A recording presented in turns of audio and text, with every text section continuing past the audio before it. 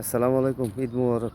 এই প্রবাসীদের জন্য কোনো সরকার কোনো ভালো একটা উদ্যোগ নেয় না। যেমন বিশেষ করে ধরেন যারা আমরা মিডল ইস্টে আছি 15 বছর, 20 বছর, 25 বছর, 30 বছর মানে প্রবাস করার পরেই আর কি থাকে। কারণ আমরা প্রবাসীরা হইলাম এমন একটা মানুষ যে নিজের ব্যালেন্স কিছু থাকে না, পরিবার কোন দেশ কোন সব কিছু আমরা উজাড় করে দিই।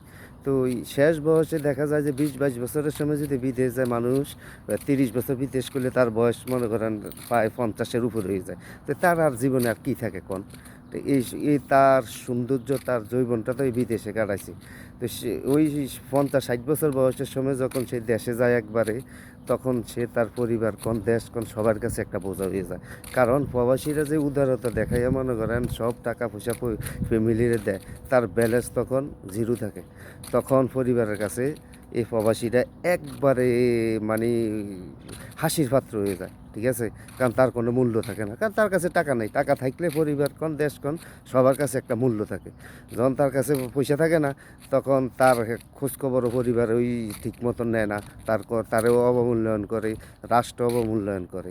তো আমরা চাই যে যেই সরকারে আসুক, এখন আছে যারা 15 বছরের উপরে, যারা বিশেষ করে মিডল ইস্টে, যারা ইউরোপ আমেরিকা থাকে, তাদের হিসাব আলাদা। কারণ তারা ওই জায়গায় সেট হবে, তাদের একটা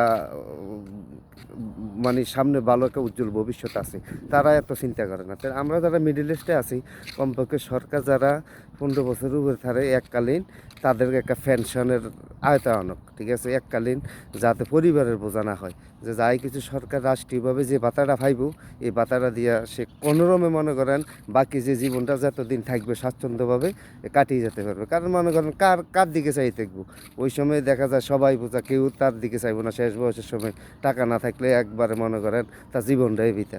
তো আমরা চাই সবাই প্রবাসীরা সবাই একসাথে একটা একজোট হন। আমরা দরকার হইলে যে আমরা তো রাষ্ট্রের সব কিছু দিতে আছি, রাষ্ট্র আমাদেরকে কি দিতে আছে, শেষ সময় আমরা চাই আমাদেরকে রাষ্ট্র যেন একটা মানে ভাতা ভাতা দেয় আমাদেরকে। রাষ্ট্রীয়ভাবে একটা ভাতা সিস্টেম করো, 15 বছর উপরে যারা আছে সবাই আওয়াজ তুলুন, ঠিক আছে? না হইলে আমরা আবার কিনা কয় রেমিটের যুদ্ধ আমরা কোন।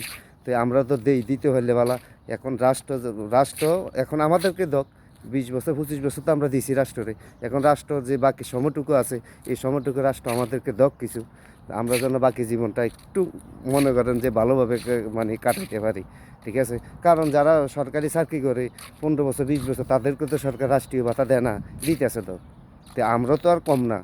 আমরা তো কোনো সরকারি চাকরি যারা করে বড় বড় উপর লেভেলে, তারা দেশের টাকা পয়সা লুটপাট করে ওই কানাডা বেগম পাড়া বানায়, হেন বানায় লুটপাট। আর ছোটরারে সরকার যদি ভাতা দিতে পারে, আর যেই প্রবাসীরা নিজের জীবনটা উৎসর্গ করছে দেশ এবং এই ইয়ার জন্য, তাদেরকে দিলে সরকারের সমস্যাটা কী তা?